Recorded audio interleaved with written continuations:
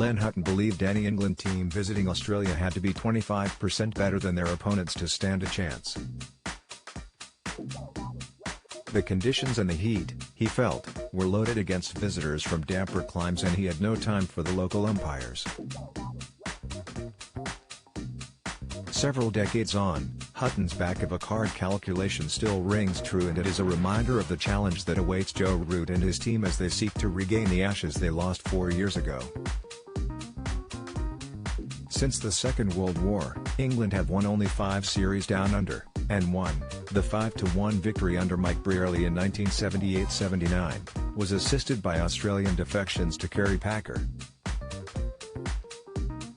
But the bodyline win of 1932-33, built on Harold Larwood's intimidatory pace, underlined the truth Hutton bore in mind: in Australia, pace wins matches.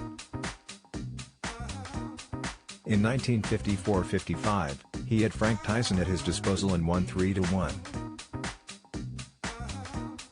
In 1970-71, Ray Illingworth could call on John Snow, and won 2-0. In 2010-11, Andrew Strauss had Jimmy Anderson and won 3 tests by an innings. It's why England had hoped to hit Tim Paine and co. with the speed of Jofra Archer, Mark Wood, and Ollie Stone. But only Wood is fit enough to go, and he has played more than 2 tests in a series only once. That will leave Root relying on a battery of right-arm fast-medium seamers, with Ollie Robinson, Chris Woakes and Craig Overton set to join Stuart Broad and Anderson.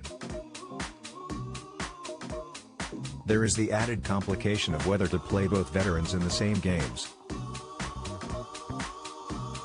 Anderson's 7 Test wickets at Brisbane's Gabba, venue for the first Test, have cost 75 each, while Broad's 6 at Adelaide, which is set to host the second, have cost 47. Either way, with no Ben Stokes or Moeen Ali to provide all-round balance, Woakes may have to bat as high as number 7 if England are to find room for a spinner.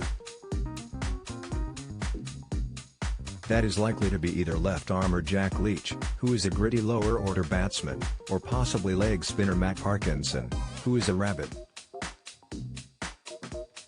Parkinson has the backing of fellow leggy Shane Warne, and has enjoyed a good season for Lancashire. But, if chosen, he will have to overcome English cricket's traditional suspicion of his art.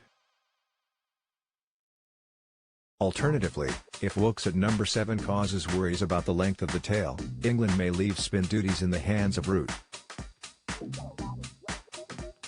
Both scenarios are flawed. After all, Australia off-spinner Nathan Lyon has 200 Test wickets in home conditions alone.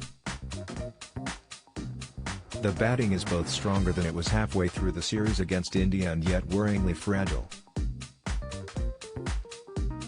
England's latest opening partnership, Rory Burns and Haseeb Hameed, began with century stands at Headingley and the Oval, although there are concerns that Hameed's low hands could prove problematic on Australia's bouncier pitches.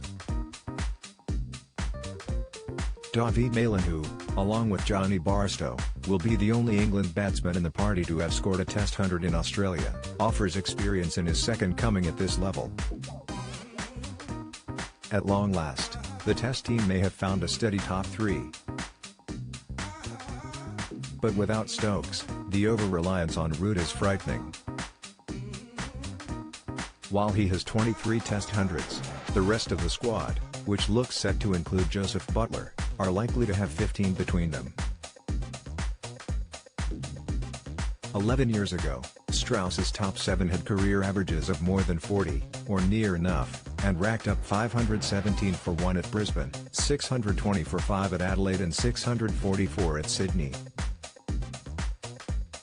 This time, only Root averages more than 36. And since England made 578 at Chennai in February, they have been dismissed for less than 313 out of 17 completed innings. More often than not, they collapse. Even if Root matches Alistair Cook's 2010-11 haul of 766 runs, who is going to replicate the performances that winner of Jonathan Trott, 445 at 89, Kevin Peterson, 360 at 60, Ian Bell, 329 at 65, and Matt Pryor, 252 at 50. 2 or 3 players are going to have to bat out of their skin. Australia's attack is stronger now, too, which means they don't fret about their balance like England do. And if their batting looks dependent on Steve Smith and Marnus Labuschagne, England will still need big first innings runs to put them under pressure. Root has spoken about creating history, and he knows immortality awaits if he can follow in Strauss's footsteps. But his last 2 visits to Australia have produced 5-0 and 4-0 defeats. Even Hutton's 25% may not be enough.